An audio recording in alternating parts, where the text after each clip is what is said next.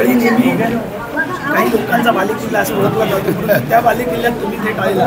बरोबर. 6,000 यांनी निवडून येणं म्हणजे बालेकिल्ला असेल तर बालेकिल्ल्याची व्याख्या बदलली पाहिजे.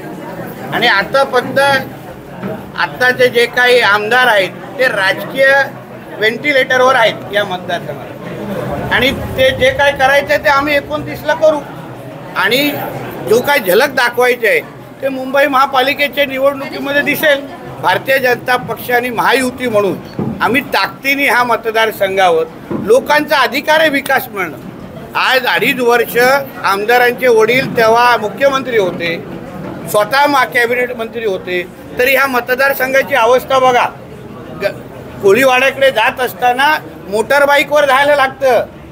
किती मोठा बालेकिल्ला आहे ना मला. म्हणून ह्या सगळी परिस्थिती बदलण्यासाठी आणि बदलण्यासाठी भारतीय जनता पक्ष म्हणून आम्ही सज्ज आहोत.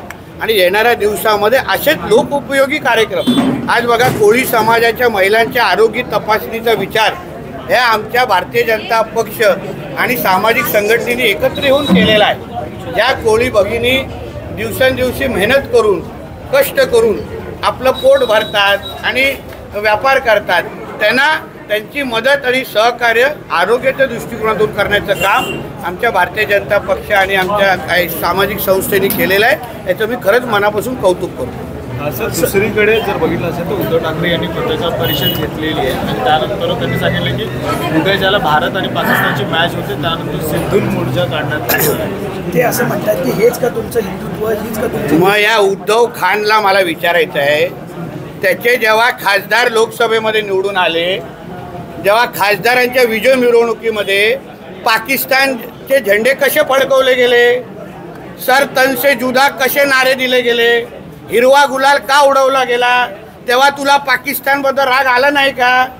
मग उद्धव ठाकरेंनी पहिलं आपल्या ज्या खासदारांच्या विजय मिरवणुकीमध्ये पाकिस्तान जिंदाबाद आणि हिरवे झेंडे फडकवले गेले, तर सन से जुदा हे नारे दिले गेले, त्या खासदाराचा पहिला राजीनामा घे ना.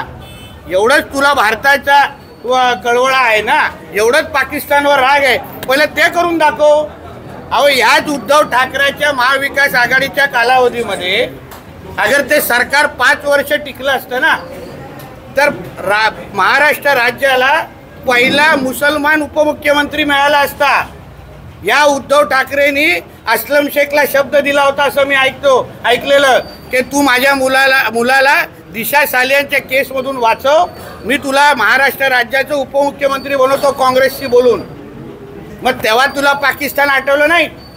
ज्या अस्लम शेखनी त्या मालवणीला मिनी पाकिस्तान म्हणून ठेवलंय, तुझ्या राज्याचा उपमुख्यमंत्री बनवण्याचा पाप हाच उद्धव ठाकरे करत होते.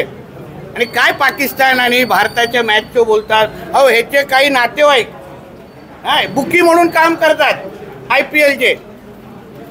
काय करतो त्याचा तो सरकारी भाचा जो होता पहिला, जो आता आमदार झालाय, तो सचिन वाजे बरोबर काय करायचा, IPL मॅचेचे बुकी बुकिंगकडून पैसे घ्यायचे, लोक वसुली करायचे. आणि हे पाकिस्तान आणि भारत आणि पाकिस्तान मॅचबद्दल बोलतात.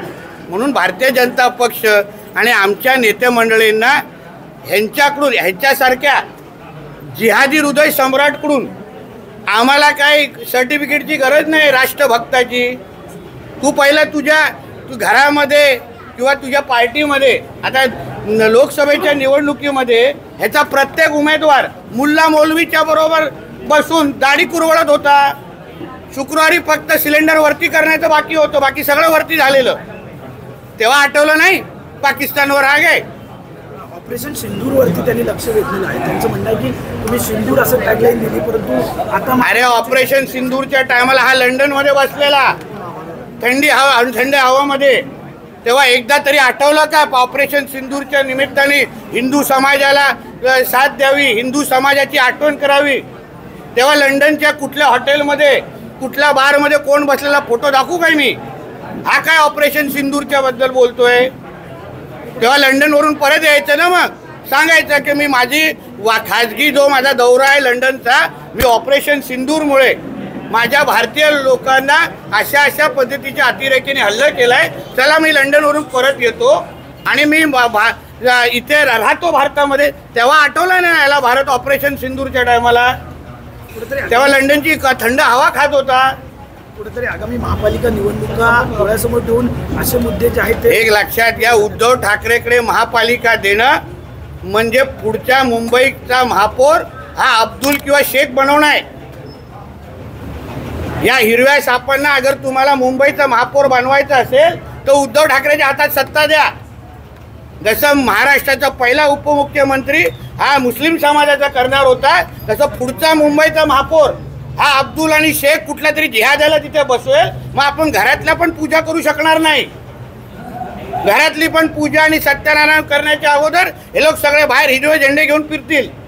कसली महापालिकेचा बोलतो तो. पंतप्रधानांना कुठेतरी कुंकू आहे ते पाठवणार असल्याचं देखील सांगितलं जात आहे. सर्व महिलांनीही कुंकू पाठवून द्यावं असं देखील. मग जेव्हा ऑपरेशन सिंदूरच्या टायमाला जेव्हा आमच्या हिंदू समाजाच्या मुलींचं महिलांचं आणि भगिनींचं कुंकू पुसलं जात होतं, तेव्हा तुला लंडनवरून परत येण्याचं का वाटलं नाही? अहो, ह्याच आमच्या पंतप्रधानांनी पहिल्यांदा पाकिस्तानला उत्तर दिलं, पहिल्यांदा दहशतवादाला उत्तर दिलं. पाकिस्तानमध्ये असलेले दहशतवादाचे हड्डे होते, ह्याच आमच्या आदरणीय पंतप्रधानांनी उद्ध्वस्त केलेले आहेत. तुझी लायकी नाही आहे मोदी साहेबांच्या बद्दल बोलण्याची. तू गलीपर्यंत बोल ना, कशाला एवढ्या मोठ्या माणसाबद्दल बोलतो? उद्धव ठाकरे असंही म्हटले की भाजपची लायकी नाही बाळासाहेब ठाकरे यांचं नाव घेण्याची. मी जबाबदारीने बोलतो. तुझी लायकी आहे स्वतःच्या वडिलांचं नाव घेण्याचं? स्वतःच्या वडिलांच्या शेवटच्या दिवसामध्ये तू बाळासाहेबांना काय नावाने हाक मारायचास? कोण त्यांना म्हातारा म्हणून बोलायचं? बोलू का आम्ही? तोंड उघडू काय? तुझं पहिलं उद्धव ठाकरे म्हणून बाळासाहेब ठाकरेंचं नाव घेणं तुझी लायकी आहे का?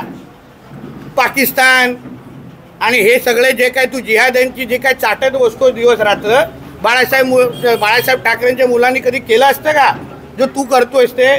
बाळासाहेब असते ना, पहिलं ढोंगणावर लात मारून पळवलं असतं याला मातुश्री. तू हे उद्धव ठाकरेंनी जबाबदारीचा काही संबंधच नाही ना. त्याच्या तोंडातला स्ट्रॉच अजून निघाला नाहीये. पहिला घातलेला डायपर काढ आणि मग जबाबदारीबद्दल बोल. हे वय नाही डायपर घालण्याचं. इंडिया पाकिस्तान मैच को लेके सामना भी मुख्तलिफ सामने कहा गया कि इंडिया पाकिस्तान मतलब एक प्रकार का देशद्रोही. अरे बाबा, इंडिया पाकिस्तान के मैच के बारे में बोलने का नैतिक अधिकार ये सामना या उद्धव ठाकरे को है क्या? जिस उद्धव ठाकरे के सांसद जब भी चुन के आए मुंबई में और महाराष्ट्र में लोकसभा के बाद, तभी उनके विजयी जो रैली था उसके अंदर पाकिस्तान जिंदाबाद के नारे दिए गए, हरे झंडे फड़काए गए, हरा गुलाल उड़ाया गया, सर तन से जुदा जैसे नारे यही उद्धव ठाकरे के सांसद के लोग दे रहे थे. तभी इनको पाकिस्तान